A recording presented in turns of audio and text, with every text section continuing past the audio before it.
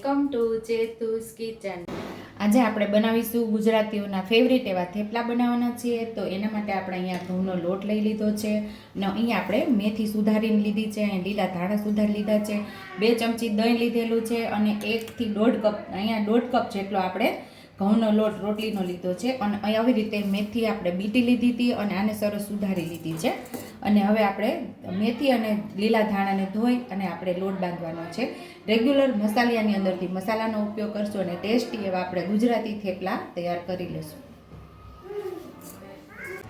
તો અહીંયા આપણે કાથરોટની અંદર લોટને લઈ લીધો છે અને 1.5 કપ જેટલો લોટ છે। જે પ્રમાણે તમારે થેપલા જોતા હોય એ પ્રમાણે લોટને વધતો ઓછો કરી શકો છો, એટલે કે 2 કપ પણ લઈ શકો છો અને 2.5 કપ પણ લઈ શકો છો। આપણે 1.5 કપ લીધો છે। અડધી ચમચી જેટલું આપણે જીરું ઉમેરશું, 5 ચમચી જેટલી હિંગ ઉમેરશું, અડધી ચમચી જેટલી હળદર ઉમેરશું, અડધી ચમચી જેટલું લાલ મરચું પાવડર ઉમેરશું। તીખાશ તમને જે પ્રમાણે ફાવતું હોય એ પ્રમાણે લઈ શકો છો।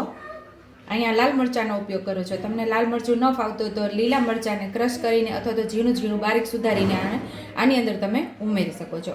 અડધી ચમચી જેટલું આપણે ધાણા જીરું પાવડર ઉમેરશું।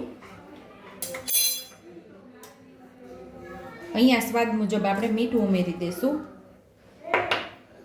અને અહીંયા આપણે લીલા ધાણાની અંદર ધોયેલા છે છતાં પણ આપણે પાણી ઉમેરીને પાછા બીજી વાર આપણે ધોઈ લેશું। તો લીલા ધાણા ઉમેરી દઈશું। એ જ રીતે સેમ આપણે મેથીને પણ પાણીમાં પલાળી દીધી છે અને ધોઈને પાછી આપણે ઉમેરશું।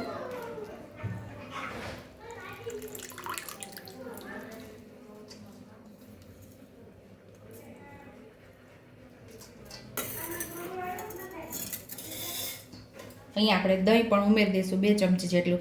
જો તમે ટ્રાવેલિંગ માટે આ થેપલા બનાવતા હોય ત્યારે આમ તમારે દહીં નથી ઉમેરવાનું, એ જગ્યા ઉપર તમે અડધું લીંબુ ઉમેરી શકો છો। અને મોણ માટે આપણે 3 ચમચી જેટલું તેલ ઉમેરશું।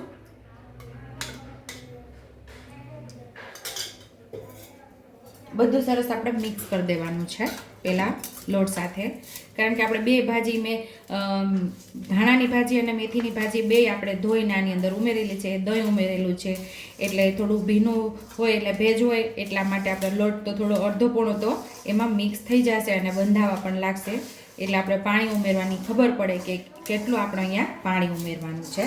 તો અહીંયા બધો મસાલો સરસ મિક્સ થઈ ગયો છે, તો થોડું થોડું પાણી ઉમેરી અને આપણે લોટને સરસ બાંધી લેવાનો છે।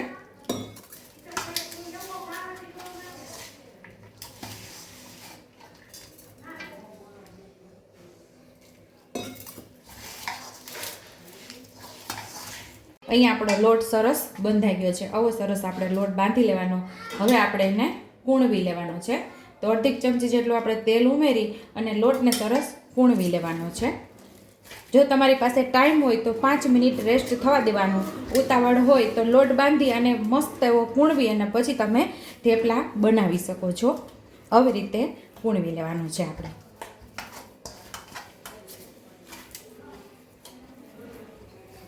લોટને આપણે સરસ કૂણવી લીધો છે। હવે આપણે લુવા કરી લઈશું। તો આ સાઈઝના આપણે લુવા કરવાના છે, તો બધા લુવા કરી લઈશું આપણે।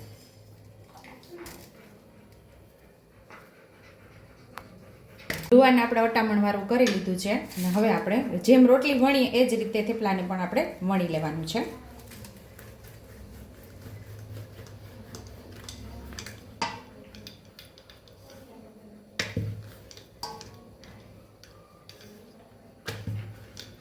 થેપલાની જે સાઈડ હોય એ બધું સરસ વણવાની, એ જાડી ના રહેવી જોઈએ, તો જ થેપલાનો સ્વાદ ના આવે। જાડા જાડા થેપલા હોય તો એ મસ્ત ન લાગે।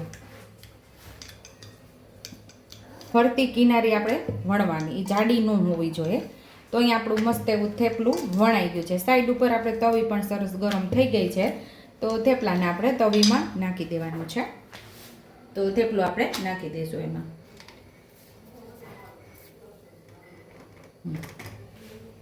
એ થેપલું જે આપણે તવીમાં નાખ્યું છે એ પાકે ત્યાં સુધીમાં આપણે બીજા થેપલાને અટામણવાળું કરી અને સરસ વણી લેવાનું છે, સેમ એ જ રીતે। તો હવે થેપલાની સાઈડ આપણે ચેન્જ કરી લઈશું।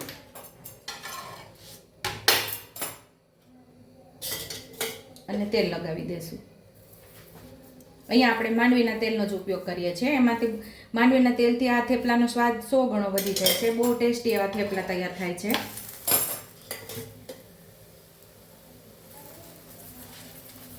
તો બે સાઈડ આપણે સરસ તેલ લગાવી લીધું છે અને બે સાઈડ આપણે અલટ પલટ કરી અને સરસ થેપલાને પકાવી લેવાનું છે.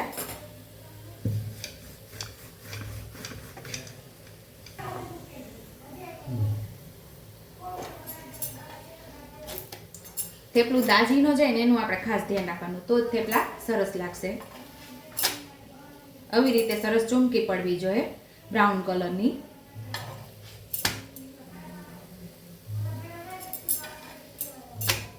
તો બે સાઈડથી આપણે અલટ પલટ કરી અને થેપલાને સરસ પકાવી લીધું છે. એને ડીશની અંદર આપણે લઈ લેશું. સેમ એ જ રીતે બીજા થેપલાને આપણે એમાં તવીમાં નાખી દઈશું અને એ જ રીતે આપણે થેપલાને પકાવી લેવાનું છે.